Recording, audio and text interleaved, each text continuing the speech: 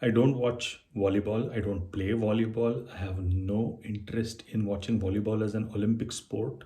I'd never heard of volleyball. I've never seen an actual volleyball game. But I'm hooked onto Haikyuu, which is all about volleyball. Welcome to the Traveling Professor Investigates. In this episode, I'm going to figure out why people like anime more than they like people. Let's find out. So when my daughters introduced me to anime, the first thing I did was mentally compare it to, the Rick and Mortys and the BoJack Horsemans of this world. And while I love those series, there was something different over here, which was not over there. And I'm trying to figure out why, and I think I have.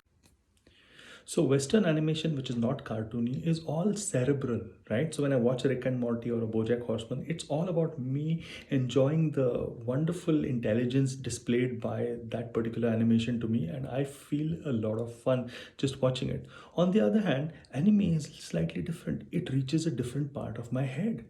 The first way an anime reaches a different part of my head is to actually connect to a micro moment or a micro atmosphere, captures the atmosphere of the moment beautifully. So, whether it is the flow of cigarette smoke inside a Japanese store, or whether it is just the still of the night, or whether it's a cricket chirping in that still of the night, it's all good, and you can just emotionally vibe with something like that. The second thing about an anime is that there are so many characters that are there, right? And each character is invested in and really made to flower. And you can find out the character or poison of your choice and just vibe with that person's story arc. So what do I mean by story arc? You can actually see the character develop across that anime, unlike again a Rick and Morty or a BoJack Horseman who are exactly the same across the series. Here you see the progression of a Kageyama or an Erwin or an all of those people that I keep mispronouncing the names of. So, if I have to put my investigative professor's hat on, all these characters are deeply something called archetypes. And archetypes are, in fact, given their own names in animes, which are called dares. I mean, that's neither here nor there, but they're there. And because I am invested in my own archetype at some primordial level, at some primal level, I get connected to some character that I can vibe with in any anime that I see. So, as somebody who's investigating this digital world of anime, what I've realized is that animes ensure that you stay connected with your emotions without you necessarily connecting to people.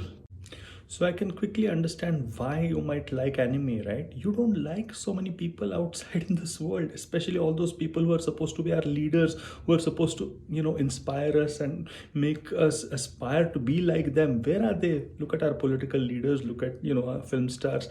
They don't match up to an anime who is an idealized form of your very own archetype. Another strange thing about anime is that I've become both a traditionalist and somebody who wants to break tradition.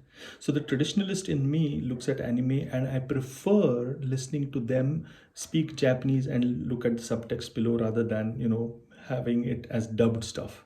So that's just me. But on the other hand, I actually think anime should be going beyond Japan.